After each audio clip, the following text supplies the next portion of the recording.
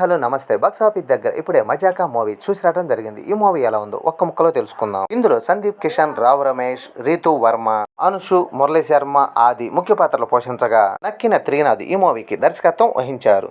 ఇక ఇండస్ట్రీ రివ్యూలోకి వెళ్లే ముందు ఈ వీడియోకి లైక్ చేయండి, అలాగే ఈ ఛానల్ ని సబ్స్క్రైబ్ చేసుకోండి. తండ్రి కొడుకులైన వెంకట రమణ అనగా రావు రమేష్, కృష్ణ అనగా సందీప్ కృష్ణ ఇంట్లో ఆడదిక్కు లేకుండా బతుకుతుంటారు. తన కొడుకు పెళ్లి చేసి ఇంట్లో ఆడపిల్లలతో కలకలలాడాలని భావిస్తాడు రమణ. అలాగే మ్యారేజీ ప్రయత్నాల్లో కూడా ఉంటాడు. అయితే ఎన్ని ప్రయత్నాలు చేసినా కృష్ణకు అమ్మాయిని ఇవ్వడానికి ఎవరు ముందుకు రారు.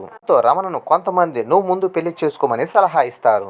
ఈ సమయంలో సంపన్నురాలైన యశోద అనగా అశు చూసి వెంకటరమణ ప్రేమలో పడతాడు. సమయంలో మేరాను చూసిన కృష్ణ తొలి చూపులోనే ప్రేమలో పడతాడు. ఇద్దరు పెళ్లి ప్రయత్నం చేసుకోవటంలో వివాహం జరపడానికి ఓకే అంటారు. కానీ ఒక కండిషన్ పెడతం ద్వారా రమణ కృష్ణ పెళ్లికి భార్గవ్ అనగా మురళీ శర్మ మోకాలు అడ్డం పెడతాడు. దిక్కు లేకుండా కృష్ణ రమణ ఒంటరిగా ఎందుకు బతుకుతారు? కృష్ణకు అమ్మాయిని ఇవ్వడానికి ఎందుకు ఎనుకాడతారు? ప్రేమలో పడ్డ రమణ కృష్ణ ఎలాంటి సమస్యలు ఎదుర్కొన్నారు? యశోద మీరాకు భార్గవ్ వర్మకు ఉన్న సంబంధం ఏమిటి? రమణకు యశోదాను, కృష్ణుడికి మీరాను ఇస్తానికి ఒప్పుకున్నాక భార్గవ్ వర్మ పెట్టిన కండిషన్ ఏమిటి? భార్గవ్ వర్మ పెట్టిన కండిషన్ రమణ కృష్ణ ఏ విధంగా సాల్వ్ చేశారు? ఈ ప్రశ్నలన్నీ తెలుసుకోవాలంటే మూవీ చూడాల్సిందే. ఎలా ఉందంటే ఇంట్లో ఆడవాసన లేకుండా బతుకుతున్న ఒక తండ్రి కొడుకులు నాటికైనా ఫ్యామిలీ ఫోటో చూసుకోవాలనుకున్న ఒక ఆరాటాన్ని పాయింట్ గా తీసుకొని ప్రసన్న కుమార్ బెజవాడ తీసుకున్న కథ పాయింట్ బాగుంది. కాకపోతే సన్నివేశాలు విస్తరించే సమయంలో లాజిక్లు మర్చిపోయాడు. ఉత్సాహం ప్రదర్శించాడనిపిస్తుంది.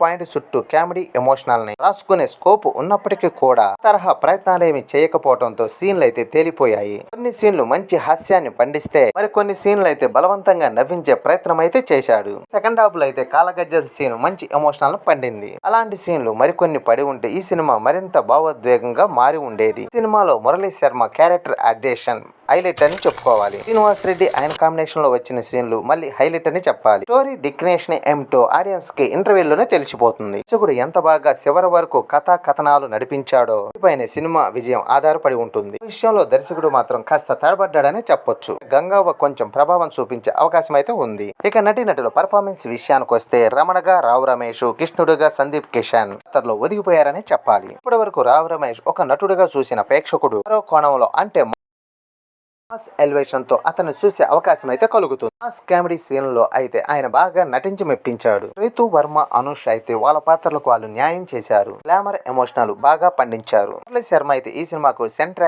యాక్షన్ అని చెప్పాలి. మరోసారి తన క్యారెక్టర్ తో కామెడీని అలాగే నటనతో తన ప్రతిభను అయితే చాటుకున్నాడు. ఇక మిగతా నటీనటులు అందరూ కూడా పర్వాలేదనిపించారు. ఇక సాంకేతిక విభాగానికి వస్తే ఇక సినిమాటోగ్రఫీ, కొరియోగ్రఫీ, ఎడిటింగ్ వాళ్ళ విభాగాల్లో వాళ్ళు చక్కగా చేశారు. పాటలు, డాన్సులు బాగానే ఉన్నప్పటికీ ఆ సాంగ్స్ క్యాచింగ్ గా లేకపోవడం మైనస్ అనే చెప్పాలి. చోటాకే ప్రసాద్ ఎడిటింగ్, షఫిన్ సినిమాటోగ్రఫీ బాగున్నాయి. శేఖర్ దండు, అనిల్ సుధాకర్ నిర్మించిన నిర్మాణ విలువలు బాగున్నాయి.